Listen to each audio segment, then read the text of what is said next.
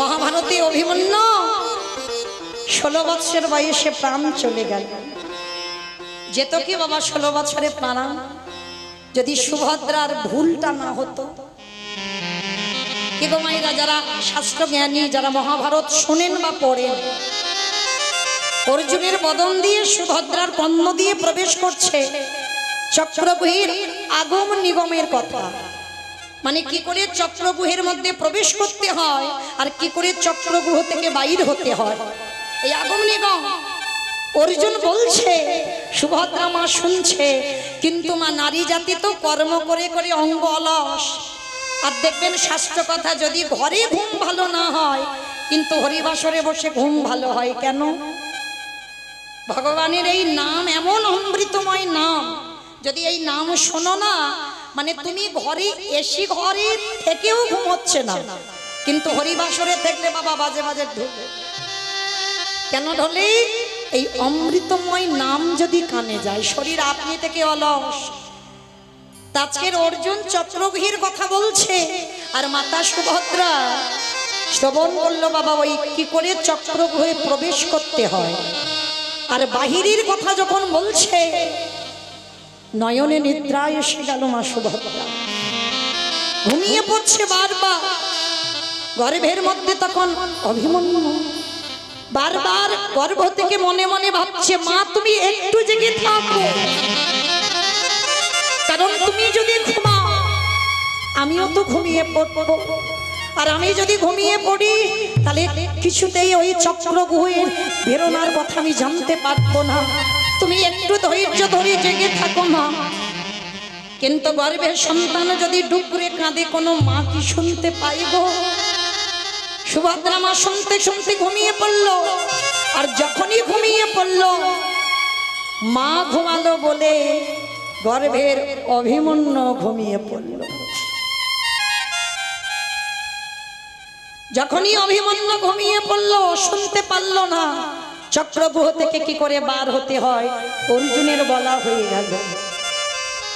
সেদিন যদি সুভদ্রা মা না ঘুমাতো, অভিমন্যুকে কি ওইভাবে সবাই মিলে মারতে পারত? কিন্তু যেদিন চক্রগুহ ওরা তৈরি করে বাবা, সেদিন অর্জুন ছিল না। সবই তো আমার ভগবানের চাতুরালি গো।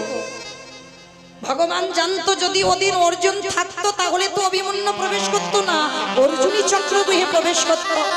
কারণ ও প্রবেশের পথ জানে, বাহিরের পথ জানে। ভগবান অর্জুনকে নিয়ে বাহিরে চলে গেল। সেদিন অভিমন্যু জ্যাঠামশাইকে বলেছিল, যুধিষ্ঠির মহারাজ, জেঠু আমি পারবো ওই চক্রগৃহের মধ্যে প্রবেশ করতে। কিন্তু বাবা একবারের জন্য বলেন, আমি চক্রগৃহের মধ্যে প্রবেশ করতে পারবো, আমি চক্রগৃহ থেকে বাইর হতে পারবো না। এই কথাটা একবারও যুধিষ্ঠিরকে বলেনি। যদি বলতো তাহলে ওইটুকু ছেলে অভিকে প্রবেশ করতে দিত না চক্রগৃহে। না বলে যখনই প্রবেশ করলো, কোন বীর, কোন যোদ্ধা এক টানা সন্ধ্যা পর্যন্ত যুদ্ধ করতে পারেনি, কিন্তু অভিমন্যু একা পেরেছিল। প্রাণটা ধরে রেখেছিল, সবাই একটা একটা করে বাণ মারছে। শেষ বাণটাই তো কর্ণ মেরেছিল গো। অভিমন্যু কি জানতো তার সব থেকে বড় জ্যাঠামশাই ছিল কর্ণ, কুন্তির কুমারী এই বেলার সন্তান। কিন্তু কর্ণ তো জানতো যখন অভিমন্যুর সবাই মিলে বাণ নিক্ষেপ করছে, তথাপিও অভিমন্যুর দেহ থেকে প্রাণ যাচ্ছে না, যুদ্ধ করেই যাচ্ছে। এত বড় বীর ছিল অভিমন্যু। কর্ণ মনে মনে ভাবছে, অভি তুই এবার তোর প্রাণটা ত্যাগ কর। আমি যে জেঠু হয়ে আর সইতে পারি না তোর এত কষ্ট, তোর এত জ্বালা, এত যন্ত্রণা। শেষ বাণটাই কর্ণ মারল। কর্ণ মেরে অভিমন্যুকে বুকে জড়িয়ে ধরল।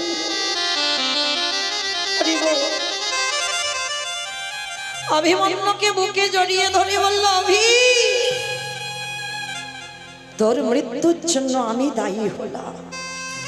ওরে, আমি যদি তোকে না মারতাম, আমি যে তোর কষ্ট আর দেখতে পাচ্ছি। ওরে খোকা,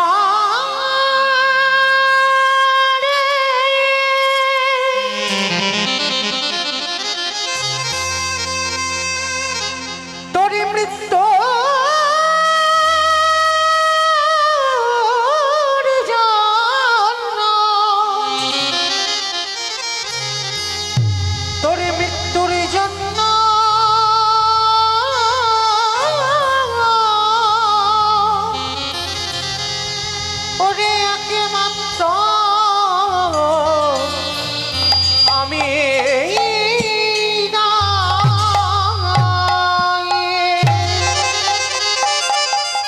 সেদিন ওই অভিমন্যু মৃত্যুর আগে চিৎকার করে বলেছিল সমাজকে শিক্ষা দেওয়ার জন্য, মাগো, মৃত্যুর জন্য কেউ দায়ী নয়, মৃত্যুর জন্য তুমি আমার মা দায়ী।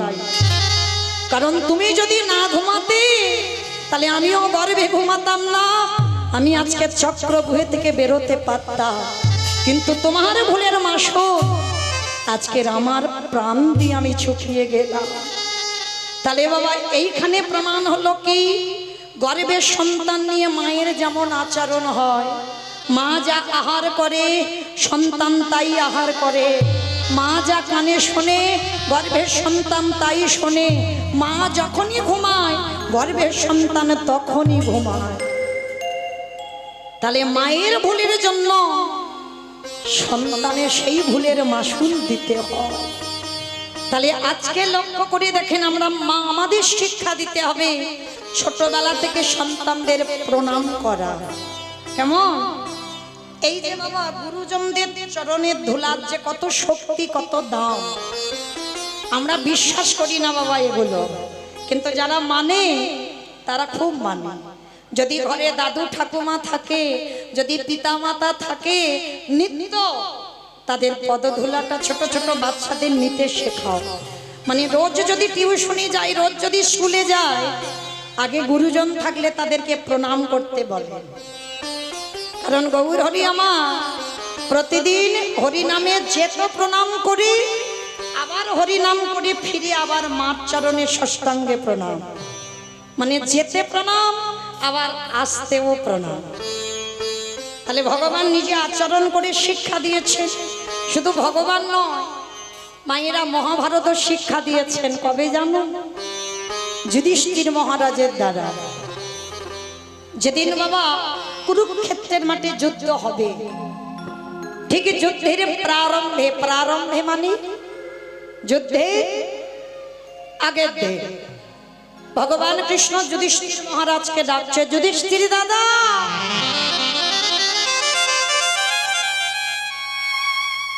ও যুধিষ্ঠির দাদা, তুমি বিলম্ব করো না, তাড়াতাড়ি তুমি রণসাজে প্রস্তুত নাও। তোমাকে এক্ষুনি যেতে হবে ওই ধর্মক্ষেত্রে, কুরুক্ষেত্রে। যখনই বললো তোমাকে যেতে হবে ধর্মক্ষেত্রে, কুরুক্ষেত্রে, যুধিষ্ঠির মহারাজ বলেছিল, কৃষ্ণ,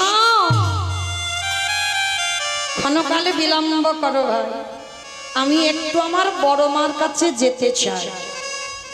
অমাইরা, যুধিষ্ঠির বড় মাটা কে গো? গান্ধারী। বাহ, গান্ধারী। যুধিষ্ঠির বড় মা হচ্ছে গান্ধারী। তা কৃষ্ণ বলছে, সে কি, তুমি যুদ্ধে যাওয়ার আগে তোমার বড় মার কাছে কেন যাবে? কৃষ্ণ, বড় মার কাছে এই জন্য যাব, একবার আমি আমার বড় মার পদধূলাটা নিতে চাই। যেই না বলেছে, স্বয়ং ভগবান পর্যন্ত চমকে উঠে, অসম্ভব, তুমি যুদ্ধে যাওয়ার আগে যে তোমার শত্রু, যে তোমার জীবনে মঙ্গল চাই না, যে ঠাকুরের কাছে মাথা ঠুকে বলে কবে যুধিষ্ঠির মৃত্যু হবে, কবে ভীম অর্জুন নকুল সহদেবের প্রাণ যাবে, আর তুমি কিনা যুদ্ধে যাওয়ার আগে সেই বড় মাকে প্রণাম। যুধিষ্ঠির মহারাজ বলল, কৃষ্ণ, তুমি বোধহয় ভুলে যাচ্ছ, সে আমার বড় মা। আমার মায়ের থেকেও বড়।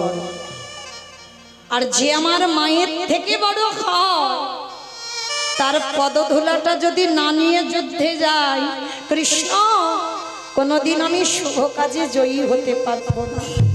তাই তুমি আমায় অনুমতি দাও, একবার আমি আমার বড় মার পদধূলাটা নিয়ে যেন যুদ্ধে যেতে পারি। ভগবান কৃষ্ণ বললেন, বেশ, তবে তুমি দেরি করো না, তাড়াতাড়ি তুমি প্রণাম করেই চলে আসবে। ঠিক আছে কৃষ্ণ, আমি যাব আর আসব। আচ্ছা বলেন তো মা, সন্তানের মঙ্গল আর অমঙ্গল প্রথমে কে বুঝতে পারে? মা। এই মা ডাকটা বাবা খুব ছোট ডাক, সব থেকে ছোট ডাক হচ্ছে মা। ভগবান এই মা নামে এমন একটা সুধা দিয়েছে, মা নামে সুধা ঝরে, মা নামে সুধা খরে। মা বড় সুধার সমান, ডাকিলে জুড়াই আইসে পড়ে। মা উচ্চারণ করার সঙ্গে সঙ্গে বাবা হৃদয়টা তুলে ওঠে।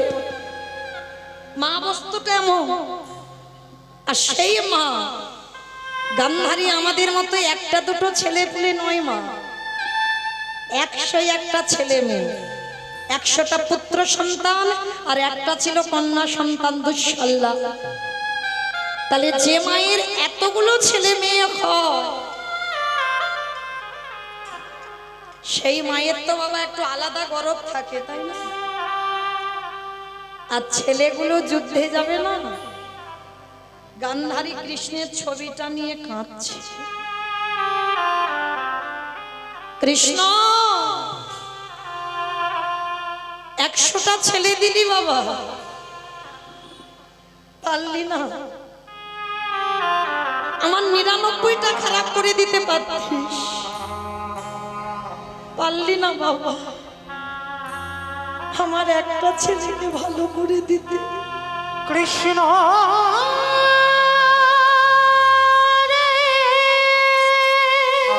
আমার একটা ছেলেকে একটু ধার্মিক করে দিতে।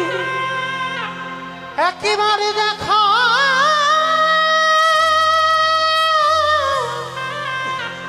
দেখা দে কৃষ্ণ, ওরে তুই নাকি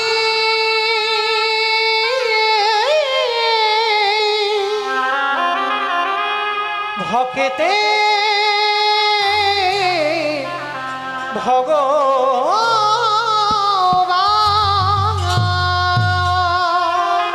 গান্ধারী বলছে 100টা ছেলে আমার সব খারাপ, একটাকে ভালো করতে পারলি না। যুধিষ্ঠির কাঁদছে, আর ওদিকে গান্ধারীও কাঁদছে ঘরের ভিতরে, আর দরজায় যুধিষ্ঠির এসে ডাকছে, বড় মা, বড় মা। কে কে আমায় বড় মা বড় মা বলে ডাকলো? তাড়াতাড়ি করে যেই না দরজাটা খুলেছে না, দেখে না যুধিষ্ঠির দাঁড়িয়ে আছে, চমকে উঠেছে। গান্ধারী বলে উঠলেন, কি চাস? কেন এসেছিস আমার কাছে? বল। বড় মা, জীবনে তো তোমার কাছে কিছু চাইনি, আজ আমি তোমার কাছে একটা জিনিস চাইতে এসেছি, দেবে আমার কাছে? ঠিক আছে বল, যদি থাকে তো দেব। আছে, কারণ তুমি ছাড়া কেউ দিতে পারবে না। আমি আমি তোকে দেব। কি এমন বস্তু আমার কাছে আছে? ওই যে বললাম, আগে আমার মাথা ছুঁয়ে প্রতিজ্ঞা করো, যা চাইবো তুমি আমায় তাই দেবে। বেশ, আমি তোর মাথা ছুঁয়ে বললাম, তুই আমার কাছে যা চাইবি যদি আমার কাছে থাকে আমি তোকে দিয়ে দেব। বড় মা, কথার খিলাপ যেন না হয়, তুমি কিন্তু কথা দিয়েছো। বললাম তো দিয়েছো। বল। মাথায় হাত দিয়ে বর দিল। বল কি চাস? আঁচলটা পেতে বলছে, তাহলে দাও বড় মা। ওগো বড় মা,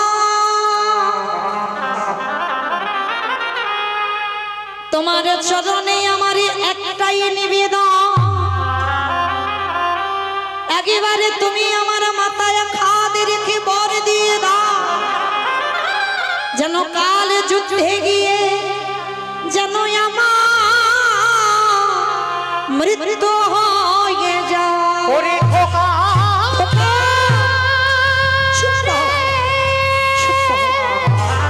বলিস না বাবা, বলিস না। তুই মনে করে বলিস না, আমি যে বড় মহায়ে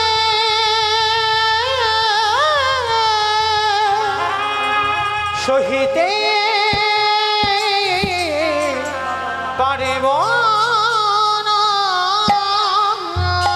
রে। সত্য, তুই আমার কাছে মৃত্যু চাইছিস কেন? ভগবান মাগো, এই জগৎ সংসার মাঝি যদি কোনো বড় দাদা বেঁচে থাকে, যদি তার কোলের ভাই মারা যায়, এই জগৎ সংসার মাঝে ওগো যে জন ভাই হারিয়েছে,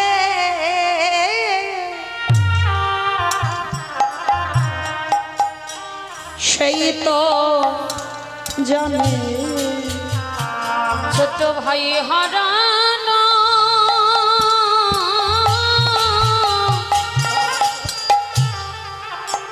ছোট ভাই হারানো কি বেদনা যে হারায়েছে, সেই তো জানে। যেই না বলছে যুধিষ্ঠির মহারাজ, ওগো বড় মাগো, এই জগৎ সংসার মাঝে যদি বড় দাদা বেঁচে থাকে,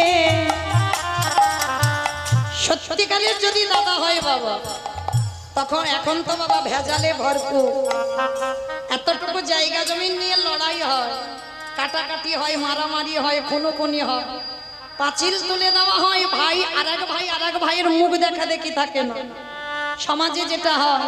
তবে ভাই যদি হতে হয়, রাম লক্ষ্মণ ভরত শত্রুঘ্নের মতো ভাই হয়। হ্যাঁ, ভরত সিংহাসনে না বসে রামচন্দ্রের খরম রেখে 14 বছর সেবা করলো। হ্যাঁ, তাহলে ভাবতে পাচ্ছেন এদের বলে ভাই কেন? প্রত্যেকের আমাদের জানা দরকার বাবা, বড় দাদার জায়গাটা হচ্ছে বাবার অবর্তমানে, বাবার পরেই বড় দাদার জায়গা, কিন্তু আমরা সেটা বিশ্বাস করি না মা। যদি মানতাম তাহলে আমাদের এত কাটাকাটি হানাহানি খুনোখুনি হতো না। রামচন্দ্রের যে জায়গাটা, 14 বছর রাম তো বনে গেল, ভরত ওই সিংহাসনে নিজে না বসে দাদার খরম রেখে 14 বছর সেবা করেছিল, আর সেই ঋণ শোধ করে দিল রামচন্দ্র। কবে গো? ওই কৃষ্ণ অবতারে, যেদিন ভরত হলো সুদামা বন্ধু, ওই সুদামা ঠাকুর হয়ে যেদিন দ্বারকায় গেল বাবা, আমরা সবাই কাহিনীটা তো জানি। ভগবান নিজের হাতে সুদামার চরণ ধোবালো, কিন্তু এমনি এমনি ধোবাইনি, ভগবান পাপী হয়েছিল, কারণ রামচন্দ্রের খরম সেবা করলো ভরত 14 বছর, তাই তো ঋণী হয়েছিল আমার রামচন্দ্র ভরতের কাছে। কিন্তু সেই দিন রাম ছিল বড় দাদা, ভরত ছিল ছোট ভাই, প্রতিবাদ করতে পারেনি, ছোট হয়ে দাদার মুখের উপর কথা বলতে পারেনি। হ্যাঁ, সেদিন আমার রামচন্দ্র বলেছিল, ওরে ভাই রে, এরে পরের জন্মে আমরা আরে ভাই ভাই নয়, পরের জন্মে হব আমরা বন্ধু বন্ধু। শুধু বন্ধু নয় বাবা, একটা সম্পর্ক মনে রাখবেন, সম্পর্কটা যদি বন্ধুত্ব হয় আপনি আমার থেকে যত বয়সে বড় হন আমি আপনাকে শাসন করতে পারি। কেন? সম্পর্কটা বন্ধুত্ব। হ্যাঁ, আমি ছোট সম্পর্কে, আমি বয়সের ছোট, কিন্তু সম্পর্ক যদি বন্ধু হয়, এক বন্ধু আর এক বন্ধুকে মারতে পারে, এক বন্ধু আর এক বন্ধুকে শাসন করতে পারে, এক বন্ধু আর এক বন্ধুকে চোখ রাঙাতে পারে। সেদিন আমার ভগবান বলল, ভরদে রে, তুই বৃন্দাবনে হবি সুদামা বন্ধু, আমি হব কৃষ্ণচন্দ্র। এই যে খরম সেবা করলি 14 বছর, আমি শোধ করব কবে জানিস? যেদিন তুই দ্বারকায় যাবি, আমি নিজের হাতে চরণ আমি ধোবাই। নিতাই গৌর হরি।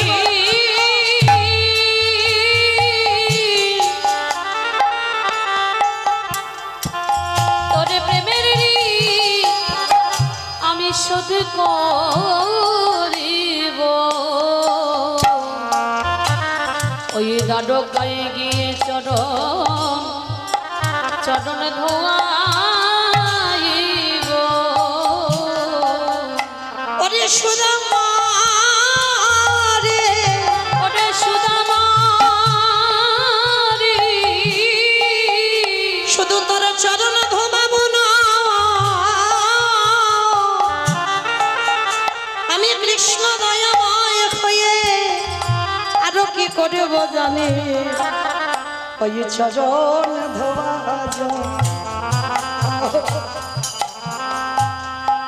আমি পান করি। আমি এই প্রতিজ্ঞা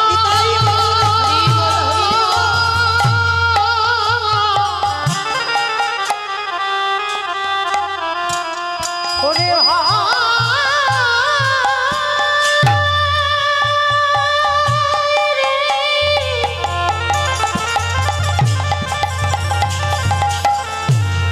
যেদিন আমরা বন্ধু হয়ে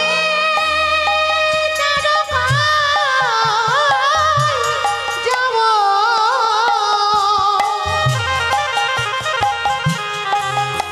সেদিন নিজের হাতে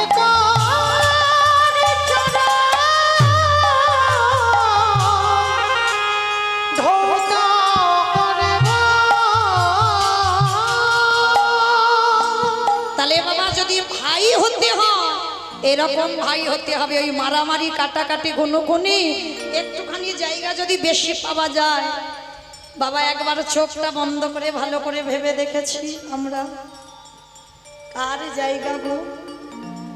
এতটুকু জায়গা বেশি নিয়ে আমার লাভটা কি হবে? সব তো ফেলে রেখে চলে যেতে হবে। সব যদি ফেলে রেখে চলে যেতে হয়, তাহলে এতটুকু জায়গা জমির জন্য লাঠালাঠি মারামারি খুনোখুনি কিসের জন্য? শুধু মনে রাখবেন মা, জীবনটা আরো দুদিনের জন্য। যতদিন পৃথিবীতে থাকবে বিবাদ না করে, ঝগড়াঝাটি মনোমালিন্য না করে, সবাইকে হৃদয়ে জায়গা দিয়ে এই পৃথিবী ছেড়ে চলে যেতে হবে। এই জায়গাটা যদি আমাদের চিরস্থায়ী না হয়, তাহলে কিসের জন্য বাবা আমরা দ্বন্দ্ব করবো একটুখানি জায়গা জমি নিয়ে? এই অনুভূতিগুলো যদি কারোর থাকে বাবা, সে জীবনে কোনোদিন কারোর সঙ্গে ঝগড়া করবে না। বৈষ্ণব কাকে বলে জানেন? শুধু আমাদের মতো গলায় তুলসীর মালা, দাদা সন্ধে তিলক সেবা শিখা গেরুয়া বসন প্রসাদ ভুজি এগুলো করলে বৈষ্ণব নয়। বৈষ্ণব তাকেই বলবে যদি তোমার হৃদয়ে সহিষ্ণুতা থাকে, সবার জন্য যদি তোমার হৃদয়ে প্রেম ভালোবাসা থাকে, তাহলে কাউকে বলতে হবে না বাবা, তুমি নিজে থেকেই জানবে তুমি হয়েছো বৈষ্ণব। তোমার হৃদয়ে কারোর জন্য দ্বন্দ্ব নেই, কারোর জন্য বিবাদ নেই। এসেছি মনুষ্য জীবনে কর্তব্য পালন করে বাবা চলে যেতে হবে। এই অনুভূতি যদি এসে যায়, সে কোনোদিন বাবা ঝগড়াঝাটি বিবাদ আর করবে না। তাহলে যদি মা ভাই হতে হয় এরকম ভাই হও, তাহলে আজকে যুধিষ্ঠির মহারাজ গান্ধারী বড় মার কাছে চাইছে, বড় মা গো আমার মৃত্যু আশীর্বাদ দাও। কেন? আমি যদি মরে যাই প্রথম দিন যুদ্ধে, আর আমার ভাইরা মরবে, আমাকে তো দেখতে হবে না, আমি যেন আগে মরে যাই। সেই দিন গান্ধারী কি করেছিল জানো? জীবনে প্রথম যুধিষ্ঠিরকে বুকে ধরে বলল, খোকারে জীবনে কোনোদিন তোরে ভালো চাইলাম না, ঠাকুরের কাছে মানত করে বলেছিলাম কবে তোদের মৃত্যু হবে, আজ জীবনে প্রথমবার করিলাম আশীর্বাদ। ওরে যথা ধর্ম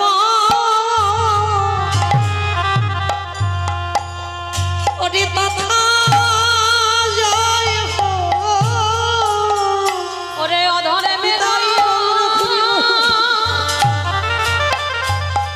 হাত খায় রে, ওরে যথা ধর্ম তথা জয় হো। ওরে যে পক্ষে আমার কৃষ্ণ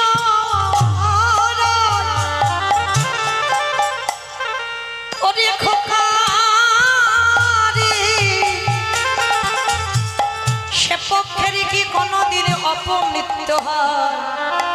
আমি বড় মা হয়ে তোর মাথায় হাত দিয়ে বললাম, ওই কুরুক্ষেত্রের মাঠে তোরা কাছে ভাই জয়ী হয়ে ঘরে ফিরবি। আমি এই করে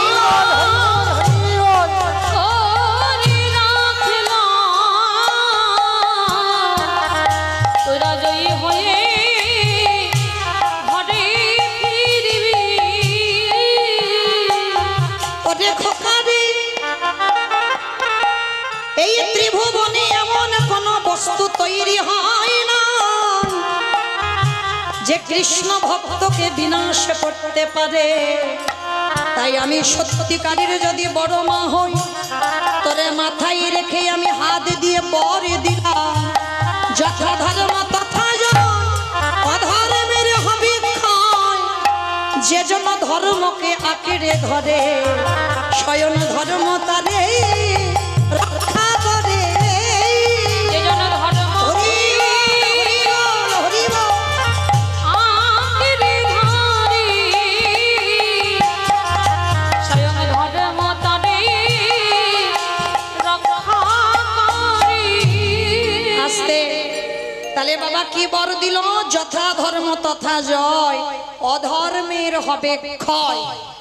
আর আশীর্বাদটা যেই দেওয়া হলো, গান্ধারীর নিজের ছেলে দুর্যোধন বলল, মা গো তুমি কারে বর দিলে? তুমি তো আমাকে দিলে না, তুমি যুধিষ্ঠিরকে দিলে।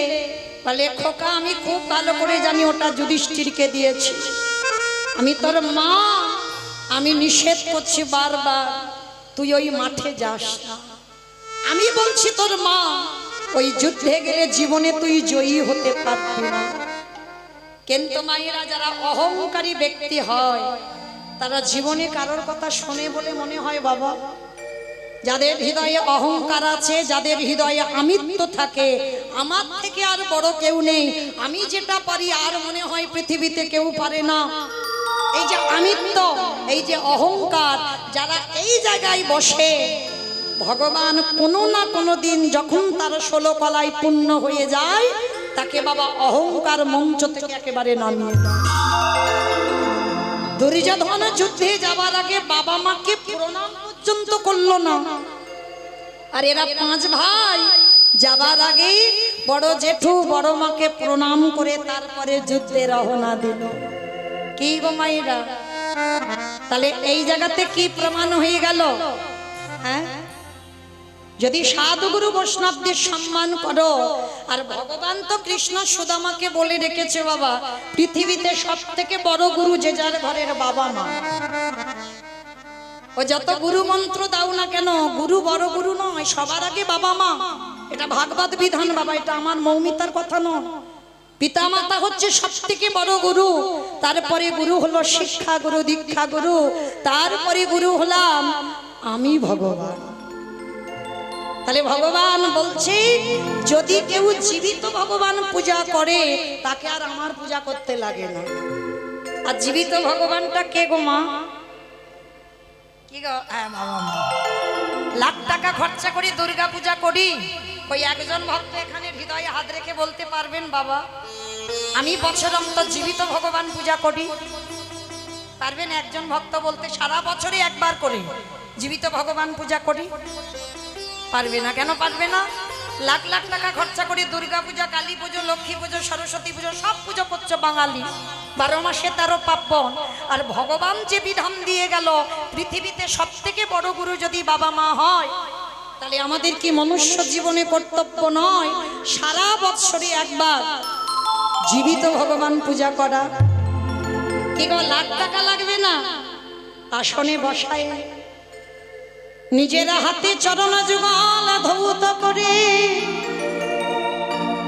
একটু গলায় মালা পরায় দিয়ে ওই বাবা মাকে বসিয়ে চরণে দুটো পুষ্প নিবেদন করে, পুষ্পাঞ্জলি দেওয়া হলো, নিবেদন করে নিজের হাতে যত্ন করে একেবারে বাবা মাকে খাইয়ে দাও। কেন গো? যে বাবা মা হাড় কাটুনি খেটে ছেলেকে বড় করলো, বড় বড় চাকরি পেল, সেই ছেলে বিদেশে গেল, কি গো বউ নিয়ে চলে গেল, আর সেই বুড়ো বাবা মা গ্রামের বাড়িতে সেই হাত পুড়িয়ে রান্না করে খেতে হলো। 1 কলসির জলে 7 কলসি ভরেছিল, আর 7 কলসির জলে বাবা এখন আর 1 কলসি ভরে না। অনাহুত ভাগত এই গ্রামবাসী বৃন্দ, যারা আমার রাধা গোবিন্দের, যারা আমার গৌর নিতাইয়ের রাতুল চরণ আশ্রয় গ্রহণ করেছেন, তাহাদের সবাকার চরণে রইল আমার কোটি কোটি দণ্ডবত।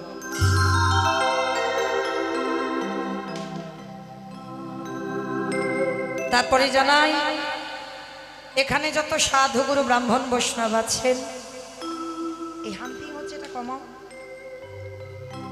তাহাদের রাতুল চরণে রইল আমার কোটি কোটি দণ্ডবত প্রণাম। তারপরে জানাই মাগো, আমি আমার পিতা মাতার চরণে, আমার শিক্ষা গুরু দীক্ষা গুরুর চরণে অনন্ত কোটি কোটি দণ্ডবত প্রণাম।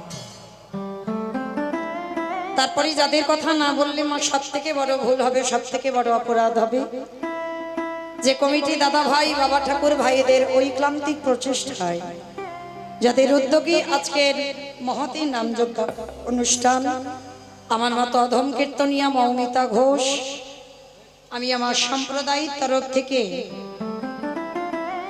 তাদের রাতুল চরণে জানালাম ভক্তিপূর্ণ দণ্ডবত প্রণাম।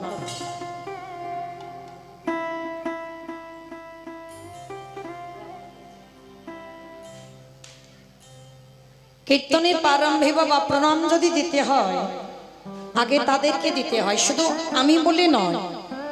আমি তো কীর্তন জগতের সর্বকনিষ্ঠতম কীর্তনিয়া, জগতে যত যত কীর্তনিয়া আছে প্রতিটা কীর্তনিয়ার কর্তব্য কীর্তনের প্রারম্ভে হরিবাসরে দাঁড়িয়ে সর্বাগ্যে যদি প্রণাম দিতে হয় আগে আমার কমিটি দাদাদের প্রণাম দিতে হয়। কেন? এটা আমার ব্যক্তিগত মত বাবা, কারোর মত নয়। ব্যক্তিগত মতে মনে হয় এই কীর্তনের প্রারম্ভে কমিটি দাদাদের প্রণাম দেব একটা মাত্র কারণ, যারা লোকের দাঁড়ে দাঁড়িয়ে ভিক্ষা করে মাধুকরি করে, যারা ভক্ত সেবা সাধু সেবা আমাদের মতো অধম কীর্তনিয়াদের এনে বাবা হরি নাম সংকীর্তনের আয়োজন করা, যারা লোকের মুখে কত গালিগালাজ খেয়েও কেউ 1 টাকা, কেউ 2 টাকা, কেউ 5 টাকা, কেউ 50, কেউ 100, যে যেমন পারে, শুধু অর্থ দেয় বলে নয় বাবা, আবার কত মুখ নাড়াও দেয়। সেই সমস্ত কিছু মাথায় রেখেও যারা শুধু ব্যক্তিগত মঙ্গলের জন্য নয়, গোটা সমাজের মঙ্গলের কথা ভেবে, গোটা গ্রামের মঙ্গলের কথা ভেবে যারা হরিনামের আয়োজন করেন, আমার মনে হয় কীর্তনের প্রারম্ভে আগে তাদেরকে প্রণাম দেওয়া উচিত, যে নিজেদের কথা না ভেবে সবার জন্য গালিগালাজ খেয়েও জগতে সবার জন্য সবার মঙ্গলার্থে এই হরির নাম সংকীর্তনের আয়োজন করেন। কারণ এটা ভুলে গেলে কাউকে হবে না বাবা, এটা কলিযুগ। আর কলিযুগে যাগযজ্ঞ নয়, ব্রত পূজা নয়, ধ্যান তপস্যা নয়। চৈতন্য মহাপ্রভু বললেন, কেউ যদি বার ব্রত না করে তাতে অসুবিধা হবে না, কেউ যদি ধ্যান তপস্যা না করে তাতে অসুবিধা হবে না, কেউ যদি যাগযজ্ঞ না করে তাতে অসুবিধা হবে না, করলে ভালো। তুমি কলির মানুষ হয়ে যদি পূজা অর্চনা করো, কলির মানুষ হয়ে যদি ধ্যান করো, কলির মানুষ হয়ে যদি তপস্যা করো, তাহলে কি ভালো নয়? অবশ্যই ভালো। এগুলো করলে কি হবে না, সোনায় সোহাগা হবে বাবা। কিন্তু যদি নাও করো তাতে অসুবিধা নাই। কিন্তু একটা পথ তোমাকে অবলম্বন করতেই হবে, সেটা কি? হরিরি রাম হরিরি নাম হরিরি নামৈব কেবলম কলমো নাস্তে নাস্তে নাস্তে ভগতির অন্যথা।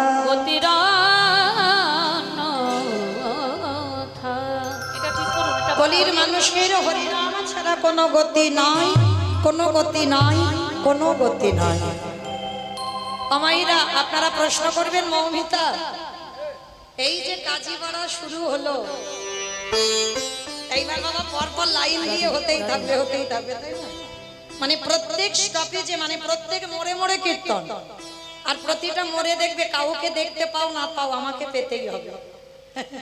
তাহলে এই যে শুরু হলো, মানে এই যে পরশুদিন গদাগাড়ি, হ্যাঁ, তার মানে দেখেন পরপর হতে থাকবে, সাগরপাড়া নরসিংহপুর পরপর হতেই থাকবে।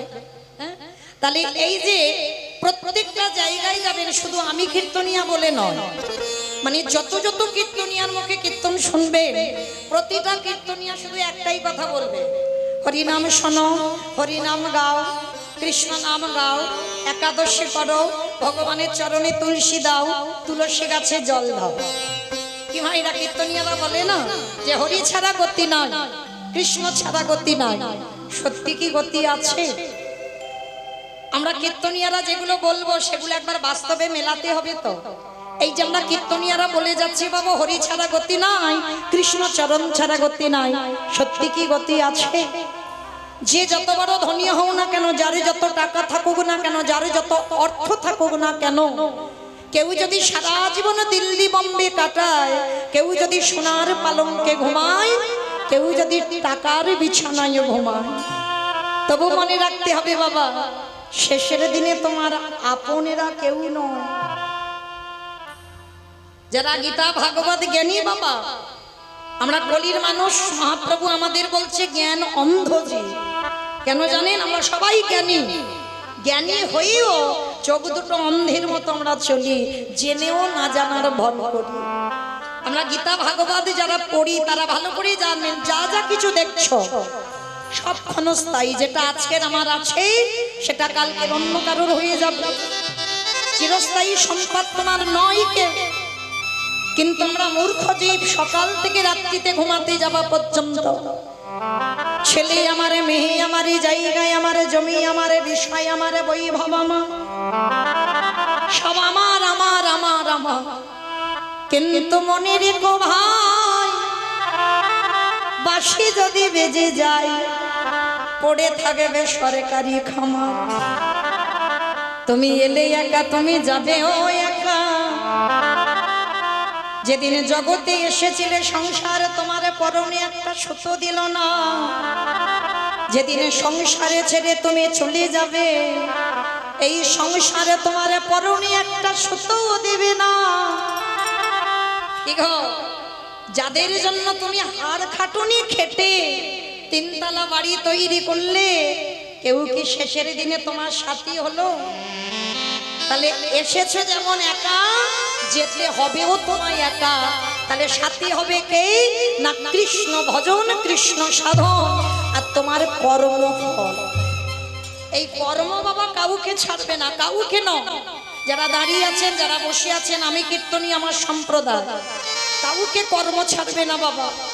রামচন্দ্রকে সরুজ নদীর জলে প্রাণ ত্যাগ করতে হলো, ভগবান কৃষ্ণচন্দ্রকে প্রভাসের তীর্থে প্রাণ ত্যাগ করতে হলো, চৈতন্য মহাপ্রভুকে কলিযুগে 48 বছর বয়সে বাবা দেহ সম্বরণ করতে হলো। তাহলে ভগবান নিজে নিজেকে ছেড়ে দিল না, আর আপনারা আমরা তো তুচ্ছ বাবা, আমাদের ভগবান ছেড়ে দেবে মনে করেছ? না জানি ভগবান আমাদের বিচারটা কি করে রেখেছে।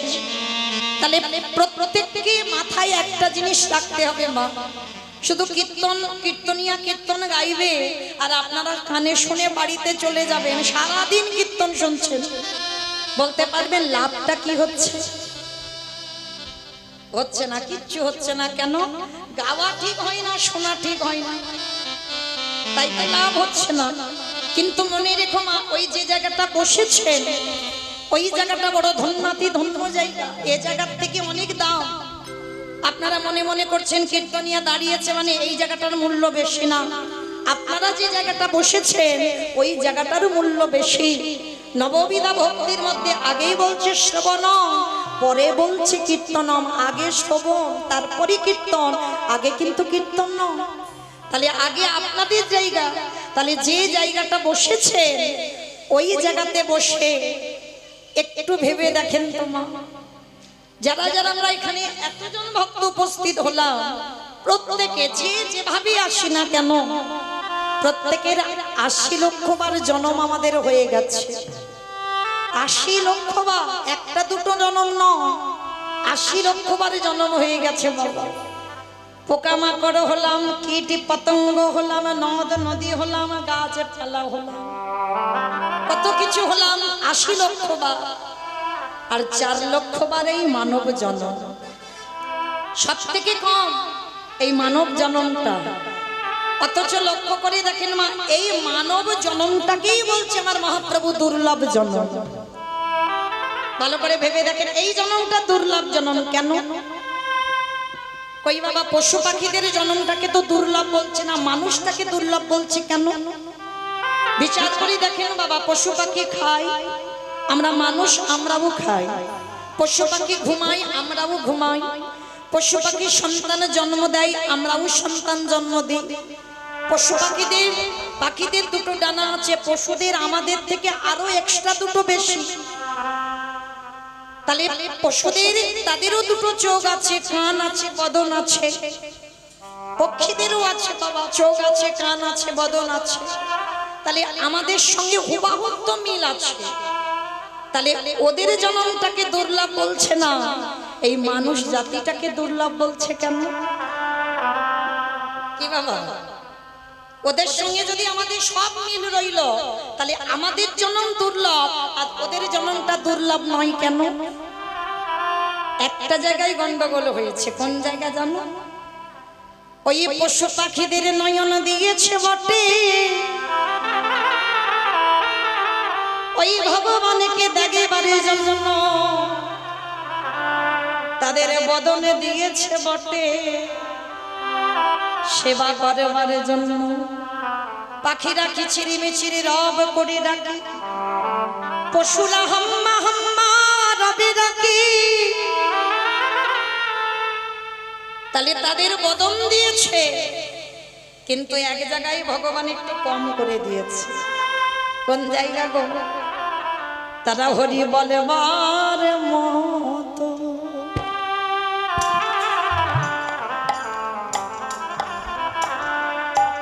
বলবার মতো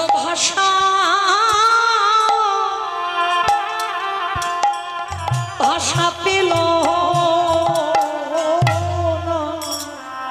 তারা নয়ন পেল।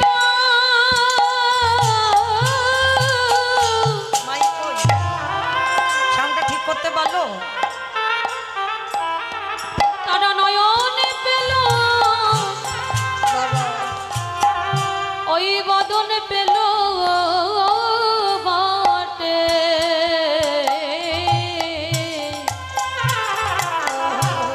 হরি বলবার মতো, তারা বলতে চায় কিন্তু বলতে পারে না। হরি বলবার মতো ভাষা পেল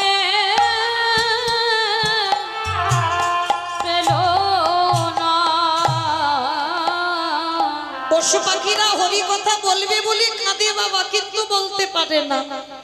আর মনুষ্য কুলে জন্ম নিয়ে আমরা হরি কথা বলতে পারি, কিন্তু হেলায় জনম হারাইলা। একেবারে নিতাই বাবু হরি বল, হরি বল।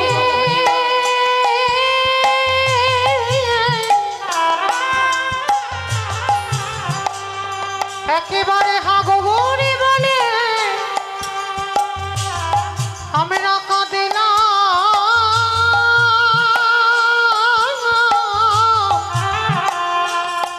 কাঁদিলাম না ভাই। আমরা হেলায় জনম হারাইলা। তাহলে বাবা পশু পাখিরা বলতে চাই, বলতে পারি না, আর আমরা এই জন্মে বলতে পারি, কিন্তু সবাইকে বাবা বলতে চাই। এখনো এমন এমন ভক্তরা আছে বাবা, সারাদিন 24 ঘন্টা কেটে যায়, সারা দিনের মধ্যে বাবা মুখে একবারও কৃষ্ণ নাম বলে না।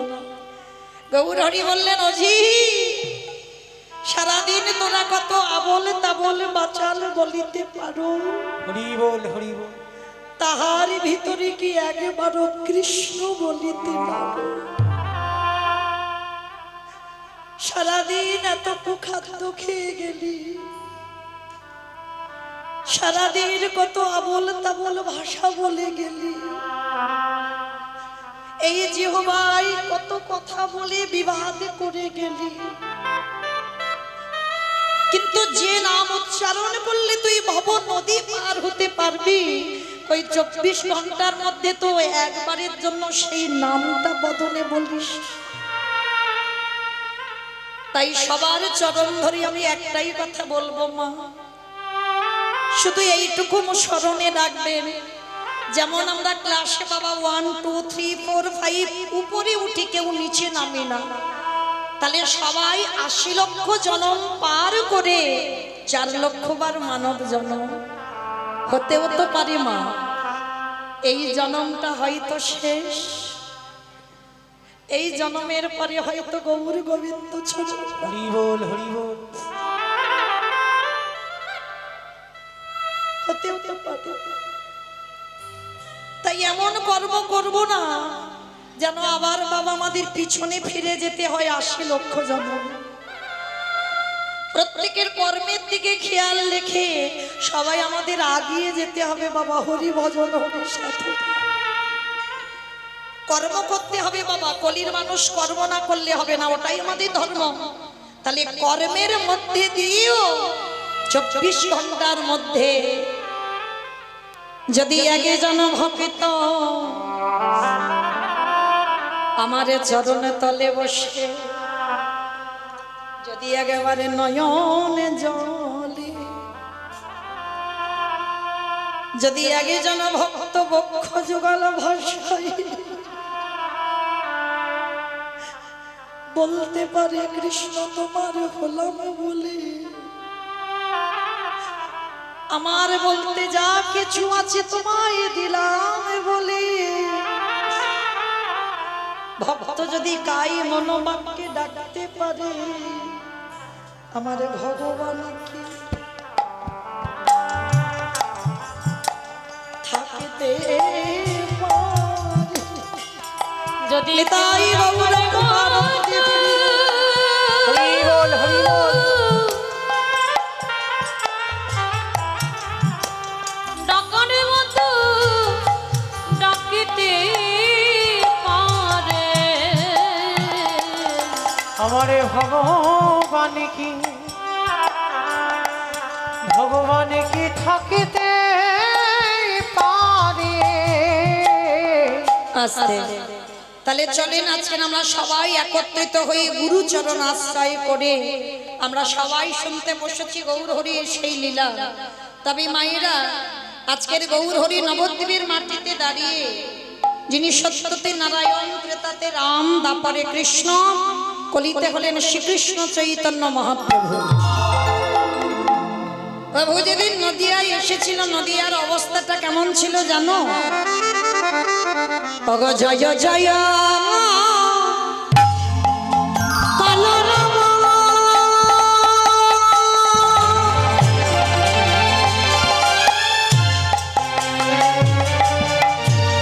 ওই নদিয়া না গোরে, ওগো জয় জয়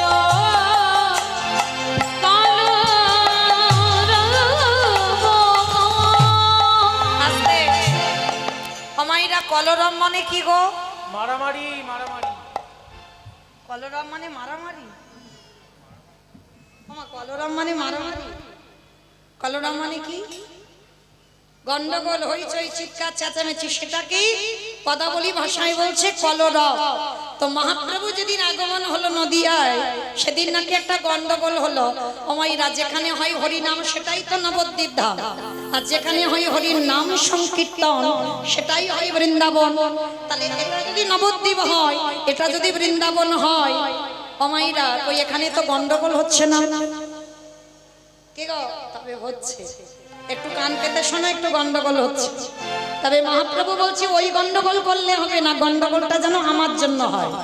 সে গন্ডগোলটা কেমন?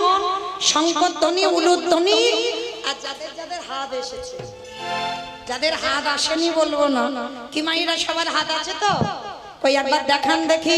নিতাই গৌর প্রেমানন্দীয় হরি বল। হরি বল হরি বল হরি বল। তার মানে সবার হাত আছে। ওই এবার একটু উলুধ্বনি করে দেখাও।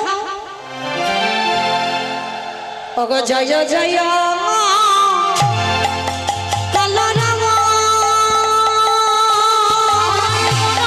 উলুধ্বনি,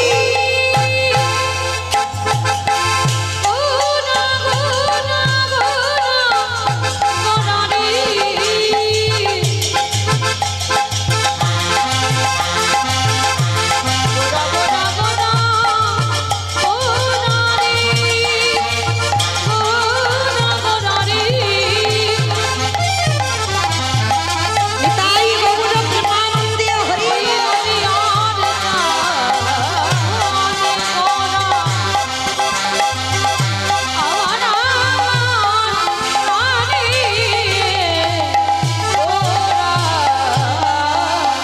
আজি জয় জয়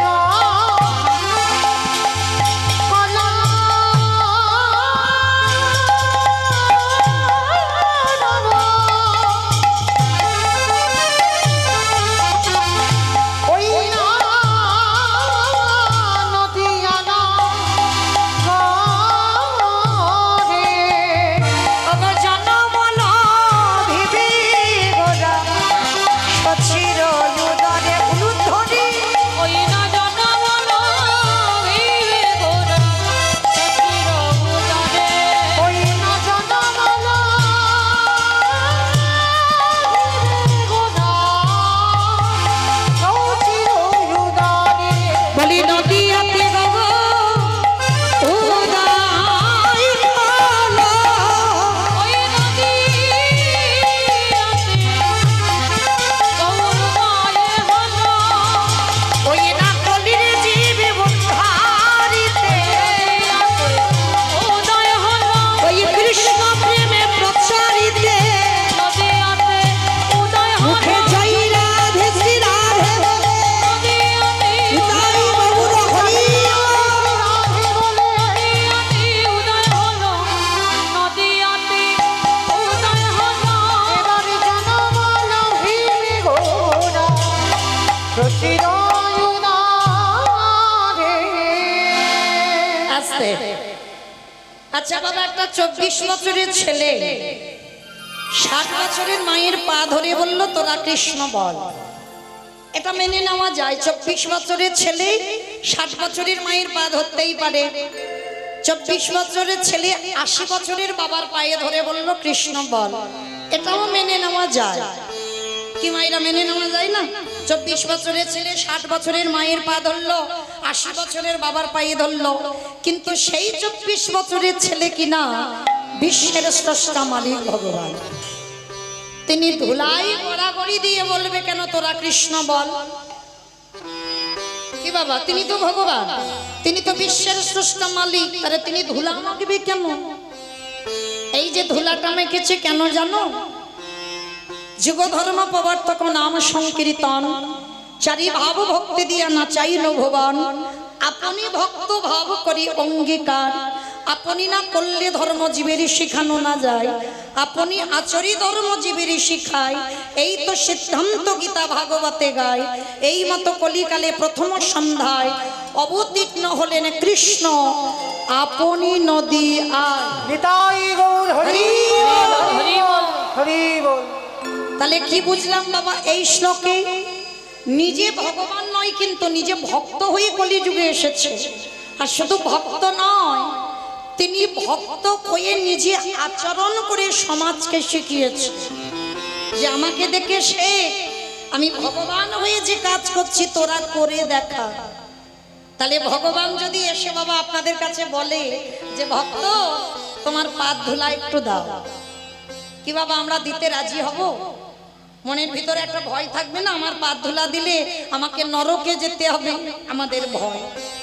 কিন্তু ভগবান সবার কাছ থেকে ভক্ত পদ ধুলা নেবে বলে ছোট বড় বিচার করছে না, জাতির বিচার করছে না, সবার পদ ধুলাটা ভগবান গায়ে মাখছে ভক্তরাজ। কিন্তু আমরা এমন মূর্খ যে বাবা, আমরা গুরুজনদের পদধূলা তো নিতেই ভুলে গেছি এখন। কে গো মাইরা, ছেলে পুলেদের প্রণাম প্রণাম শেখাচ্ছ তো? বলে দূর মা মৌমিতা, নিজেরা করি কি তার ঠিক নেই, আবার ছেলে পুলে। কিন্তু চরণ ধরে বলে যাব মা, যেন ভেবো না যে আমি জ্ঞান দিচ্ছি না, জ্ঞান দিচ্ছি না। আপনারা জানেন সংসারের ওই ধানিতে পাক খেতে খেতে বাবা ভুলে যাচ্ছে, এই পুরানো সংস্কারগুলো ভুলে যাচ্ছে। এই যে প্রণাম, আমরা তো এখন প্রণাম বলতে কি বুঝি জানো? এই যেমন হরিবাসরীর কাছ থেকে যাবে দেখবেন বহু ভক্তরা, লক্ষ্য রাখবেন, যেতে যেতে এইদিকে হরিনাম হচ্ছে তো, আর পিছনে রাধা মাধব আছে, যেতে যেতে ওই রাস্তা দিয়ে যাবে, যেতে যেতে ওই সুইচ টিপে দেবে প্রণাম। দেখবেন বাইক নিয়ে যাক আর সাইকেল নিয়ে যাক আর হেঁটে যাক, যেতে যেতে একবার সুইচটা টিপে দিল, প্রণাম হয়ে গেল। কিমা দেখেছেন না অনেক ভক্তরা এরকম প্রণাম করে না, মানে ঠিক এই আঙুলটা দিয়ে একবার কপালে একবার এই মুখের এই জায়গাটা লাগিয়ে দেবে, প্রণাম হয়ে যাবে। কিন্তু বাবা এগুলো তো কোথাও লেখা নেই যে এই রকম প্রণাম করব না, করব না। প্রণাম করার দরকার নেই, মানসিক ভাবে প্রণাম হয়। তুমি যদি এই দিকে শুধু ভগবানকে দর্শন করো, দর্শন করে যদি মনে মনে প্রণাম করো, যদি হাত জোড়ো নাও করো, মানসিক প্রণাম হয়। কিন্তু এইটা বিধান নেই যে তুমি রাস্তায় যেতে যেতে বাবা সুইচটা টিপে দাও। নয় মানসিক প্রণাম করো, নয় তুমি দাঁড়িয়ে পঞ্চাঙ্গ, নারী মানে পঞ্চাঙ্গ, হাঁটুটা মাটিতে রেখে। আর যদি পুরুষ হয়, পুরুষদের একেবারে শুয়ে পড়ে দণ্ডবত প্রণাম। তাহলে নারীদের কোনোদিন শুয়ে পড়ে প্রণাম করতে নেই মা, পঞ্চাঙ্গ প্রণাম করতে হবে। হাঁটুটা মাটিতে রেখে, হাতের এই কনুই দুটি মাটিতে রেখে প্রণাম। হ্যাঁ, আর পুরুষ যারা হবে সর্ব অঙ্গটা যেন ধুলায় ঠেকে যায়, মানে ষষ্ঠাঙ্গে দণ্ডবত প্রণাম, এটা বিধান। কিন্তু দোষটা ছেলে পুলেদের নয় মা, দোষটা আমাদের। মাটিটা তো ভালো নয়, ফসল ভালো হবে কি করে? শিক্ষা তো পাঠশালায় দেয় না, শিক্ষা কোনোদিন গুরুদেব দেয় না, শিক্ষা স্কুলে হয় না। শিক্ষা প্রথম আমরা পাই যে যার ভাইয়ের মায়ের কাছ থেকে। বাবাও নয় বাবা, বাবা তো কর্মে থাকে, শিক্ষা তো মা দেয়। ছোটবেলা থেকে সন্তানদের সংস্কার মা যদি ঠিক হয়, মনে রেখো বাবা তার সন্তান ঠিক হবেই হবে। এখনকার সমাজে দেখাতে পারবেন বাবা, একটা ক্ষুদিরামের মতো ছেলের জন্ম হচ্ছে, একটা নেতাজির মতো ছেলের জন্ম হচ্ছে, একটা বিবেকানন্দের মতো ছেলের জন্ম হচ্ছে, একটা বিদ্যাসাগরের মতো ছেলের জন্ম হচ্ছে, একটা রবীন্দ্রনাথের মতো ছেলের জন্ম হচ্ছে। হচ্ছে না কেন হচ্ছে না? এই মাটিগুলো ভালো নয়। আর মাটি যদি ঠিক হতো তাহলে তার ফসলটাকে ভালো হতেই হতো। যদি বলো মৌমিতা এটা তোমার কথা না, আমার কথা নয়, একটু মহাভারতে মিলিয়ে দেখেন মা, অভিমন্যু একটা আমার বানানো কথা বলবো না, একটা গ্রন্থের বাইরে বলবো না বাবা।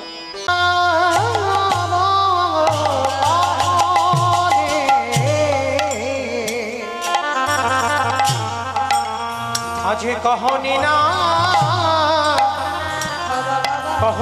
যা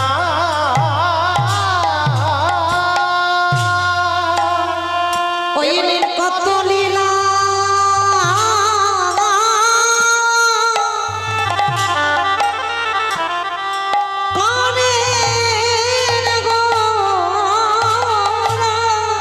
ওই কত নিতাই গৌর হরি বল হরি বল হরি বল। আমার নদী আর চাঁদ গৌর হবে আমার।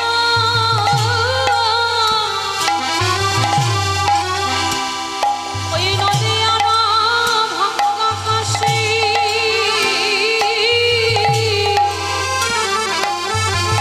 নদী আর ভক্ত কাশী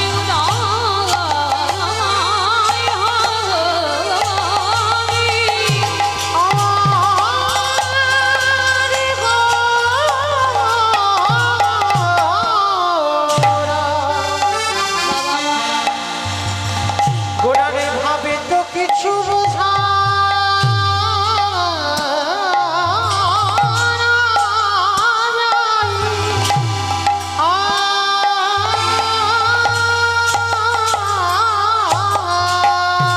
ওই না কত লীলা লীলা করি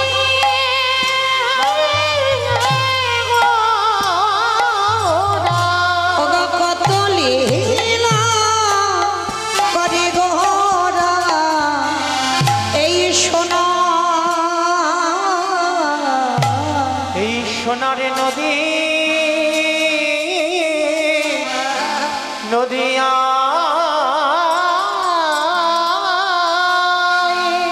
গোরার ভাবে বোঝাতো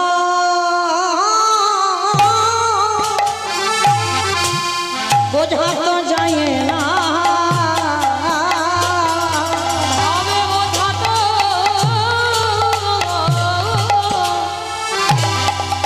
যায় না। ওগো আমার ভাবনিধি ওই ভাবনিধি আজ শ্রী গৌরাঙ্গে আজ শ্রী গৌরাঙ্গের ভাবে বোঝাতো যাই না তোমার একবার যে দেখনি দেখে না দেখনি দেখে না একবার যে দেখনি দেখে না দেখনি দেখে না ওগো আমার আনন্দ নব গোরার তহন দেখে না আমার আনন্দ নব গোরা তহন উনি দেখে না আমাদের হয় বাকি না আমাদের হয় বাকি না বলি এমন সাধে মানব জন বলি দেবী দুর্লভ মানব জন বলি হবে না আর হবার না বলি হবে না আর হবার না এমন ভজন যোগ্য দেহ আমাদের এমন ভজন যোগ্য দেহ আমাদের আমার এলো গৌর নিতা এলো গৌর নিতা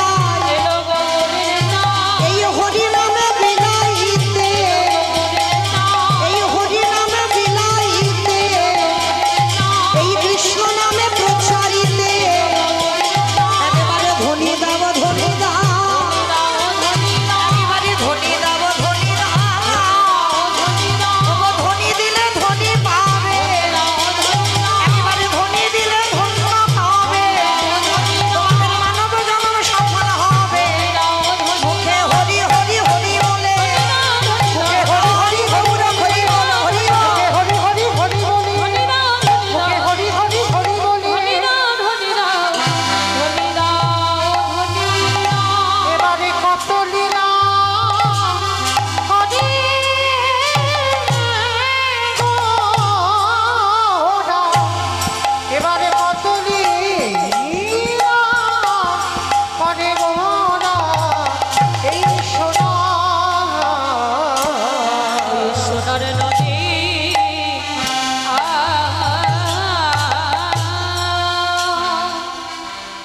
ঈশ্বর পরম কৃষ্ণ ঈশ্বর পরম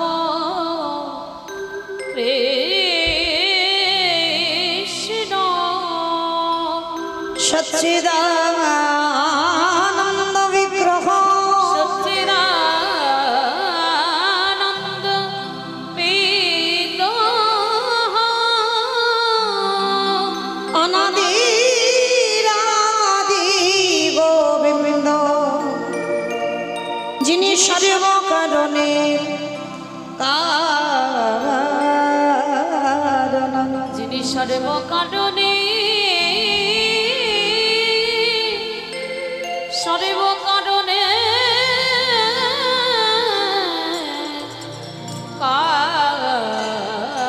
কারণ অনারে পিত চরে চিরা অনারিপিত ছড়ি মিছিরা করুণায় অবতীর্ণ কালো করুণায় অবতীর্ণ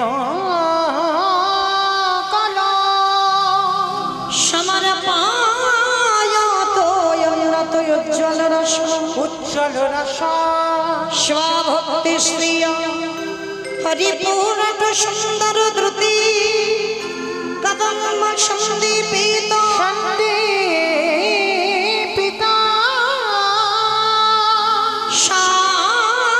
সাদাহৃদয় সুন্দরপে স্ফুরতব শ্রী সচী নন্দনম শ্রী সচিনা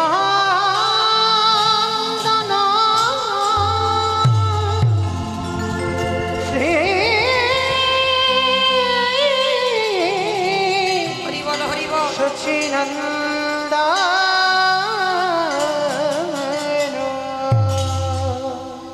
যোগী যারে যোগী পাই না মনি যারে মনি পাই না ধ্যানী গণে যারে ধ্যানী পাই না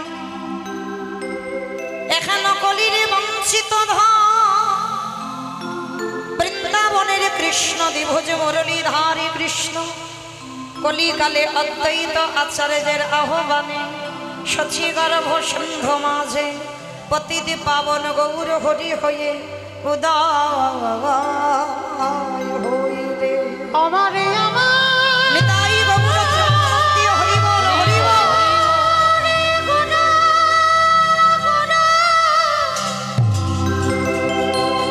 বিষ্ণু প্রিয়া প্রাণবধূ সচি মায়ের নয়ন তারা গোরা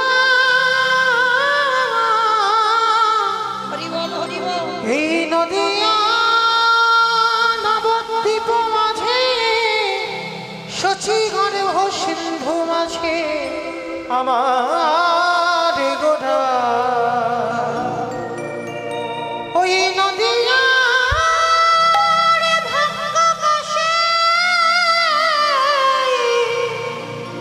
গোড়ায় আমার উদয় হইল সেগে দাগে একেবারে আকাশ পানে প্রতিদিন যেমন সূর্য দেব উদয় তেমন প্রতিদিন পশ্চিমে আকাশের কোলে ঢলে পড়ে চেয়ে দাগে আমাদের জীবনের আয়ু সূর্য ডুব ডুব কখন যে বেলা ডুবে যাবে তা তো কেউ জানে না তাই মায়ার মশারি খাটিয়ে ওই সরে যে বিছানা তৈরি করে টাকা পয়সার বালিশে মাথায় দিয়ে অমন করে আর ঘুমাসে না ভাই সময়ে থাকতে থাকিতে সবাই একেবারে বদন ভরে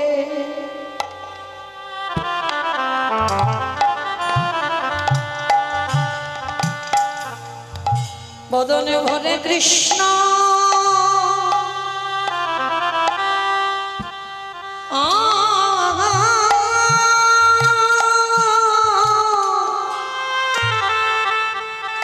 কৃষ্ণ বলে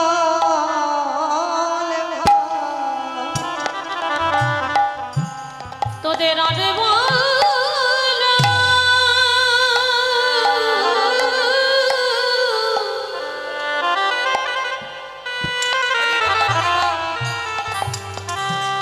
তোদের আরে বল নানা হইব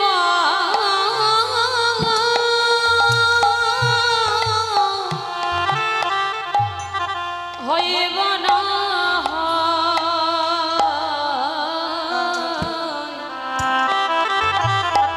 একেবারে বদন ভরে বদনে ভরে হরি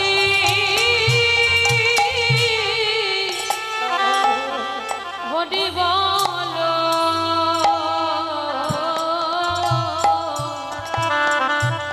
ও ভাই আমাদের সবার গোনা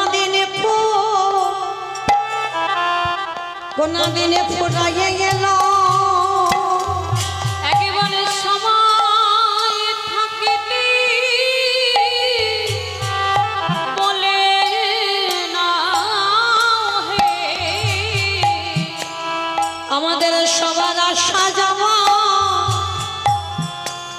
সবে বিফল হলো 84 লক্ষ জনি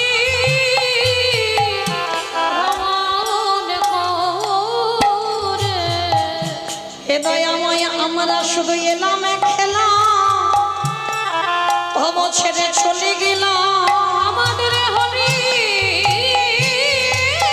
ভজন হলো না রে দয়াল আমরা সবাই মায়ার বাঁধনে বন্দী হলাম শুধু আমার করে মরলাম হে দয়াময় আমি যেন অধম বলে তুমি আমার পায়ে খেলো না একবার ওই চটন তলে ঠাঙাই দাও হে হে দয়াময় আমার মতো পাপী এই জগতে আর কেহ নাই। বলে এইবার উদ্ধার করো মোরে এ দয়াময় ঘাটে এসে আমি দাদাই রইল বলে পার করো হে দয়াল হরি দয়াল তুমি ছাড়াই আমার এই জগতে আরে আপন বলতে কেহ নাই বলে তুমি তো আমার পিতা বন্ধু ভাই তুমি জানোই আমার চরণে ছাড়া করোনা দয়া শুধু এ জন্মে নয়, জন্মে জন্মে আমি আমার জাতি কুলম্মা আমি সব সপিলাম আমি ওই চরণেতে সপে দিলাম দয়াল আমি আমার বলতে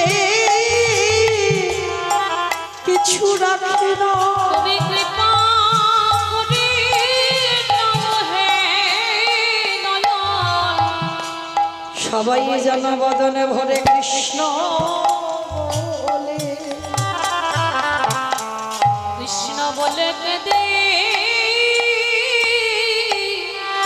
কেঁদে নাও হে